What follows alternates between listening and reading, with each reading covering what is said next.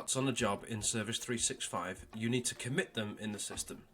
This automatically removes the parts from your inventory and updates your costs on the job. Let's see how it works.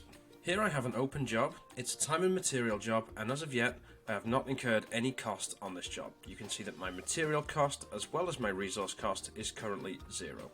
So let's add a part to the job and see what happens. If I go to my line items tab, and I'm going to search for my item. So I'm going to search for conduit, and we're going to use 1-inch conduit.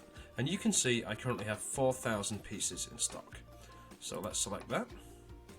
Let's say we require 100. And we're going to add these to the job. So our unit cost and our unit cell are populated automatically. We're not going to commit the parts at this point. If you are adding them to the job and you've already used them, you can just simply commit them at the same time that you require them. For this example though, let's add them to the job without committing them as of yet. So now my 1-inch conduit is on the job. So let's say that in the real world I've now physically used the conduit. So how do I commit it to the job? I click on the committed quantity, and the wizard will then guide you through what to do. So we require 100 pieces. We have 4,000 on hand. Let's click next, and let's commit all 100 at the same time. We'll click next again. It's saying which task do you want them to commit to, so we'll just leave it at job task 1, and we'll say commit.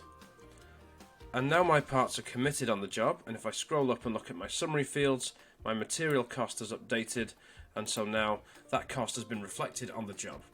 Now let's flip over to the inventory page for this item, the 1-inch conduit. So remember, 4,000 pieces in stock, which is what we saw on the job. That's what we're expecting to see. But we've now committed those parts to the job. So let's refresh this page.